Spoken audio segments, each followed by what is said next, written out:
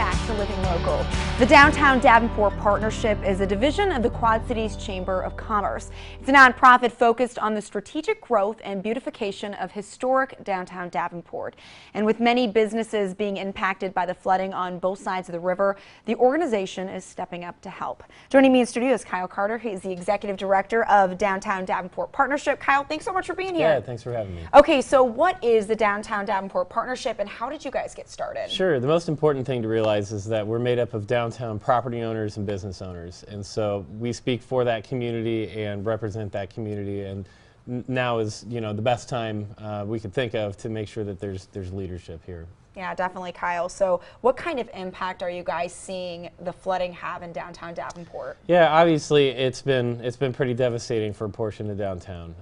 There's a lot of businesses that are suffering on the east end, and I think what's most important too is to realize that even the businesses that are open still need your support too. And so we've had this dual message of help the cause for those who are really underwater, but at the same time, downtown is open for business. Come down and support the vast majority of companies that are still operating. And Kyle, what is the Downtown Davenport Partnership doing to help those on the east side who have been really affected? So, I mean, we were at ground zero with everybody else, running sandbags, figuring out what to do, connecting people with resources in real time. Our staff did a lot of work to just make sure that, you know, that chaos didn't reign, you know, when all of this was going down. At this point, we're pivoting to focusing on connecting volunteers to recovery efforts. And then, of course, we have the Flood Fest coming up soon, too. Right, and we will get to the Flood Fest soon. I'm very excited about that event. But first, what kind of resources are available to businesses downtown? Sure. So pretty soon, there's going to be a center in which all downtown business owners can come to find out how to work with FEMA, how to get assistance. That's in the works still. That's not off the ground, but the city will be announcing that with the Scott County Emergency Center here shortly. So more on that to come.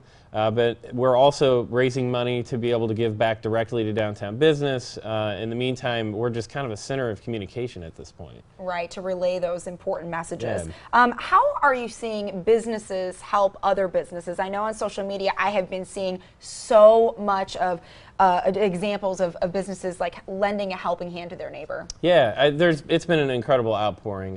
There have been numerous businesses that have done specials, have donated money from food or drinks from a particular evening to this cause, and so it just keeps replicating. I mean, we've seen just in the last few days probably a dozen different instances where downtown businesses have lended a hand in some way, shape, or form.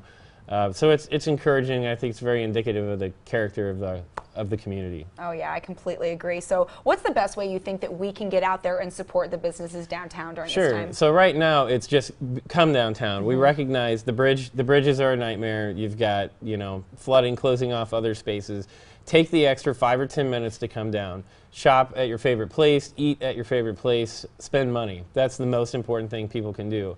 Second is prepare to volunteer. So as we enter this cleanup phase in the very near future here in the next week or so, there will be calls for volunteers to clean the muck out of buildings, to help scrub.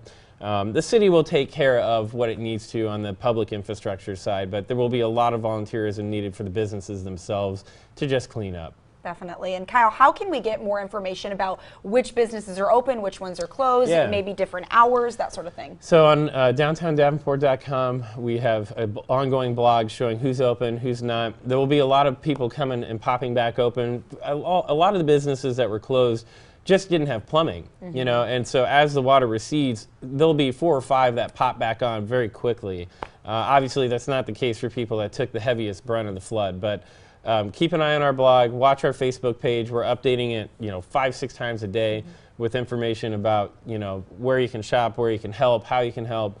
All of that is being done in real time. Definitely. Now, Kyle, you mentioned this earlier, the Flood Fest. So this is a benefit concert. How did this idea come about? Yeah, so Rick Palmer at the River Center gets credit for coming up with it. It was the day of the flood, he called us and said, well, we better start preparing now because everyone's going to have this outpouring.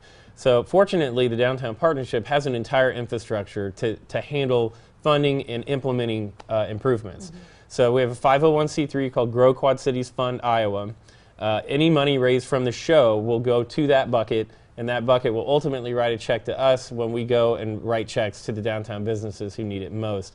All that's going to get worked out and how and when soon enough, but the festival is kind of the epicenter of focus to make sure people know how to contribute. And when and where is the festival?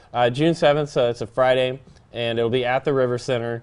We're setting up tickets right now. We plan to have tickets on sale by Friday. Hopefully, Sean Moeller and River Music Experience are both helping to book. We're hoping to get a couple of good names that will help draw even more. But at the end of the day, the outpouring is already there.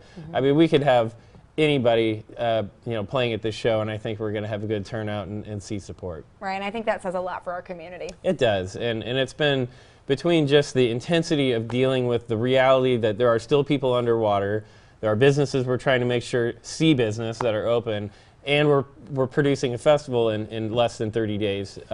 There's a lot to deal with, let alone the civic side, where the city and public works are breaking their back to make sure that just infrastructure-wise we all get on our feet.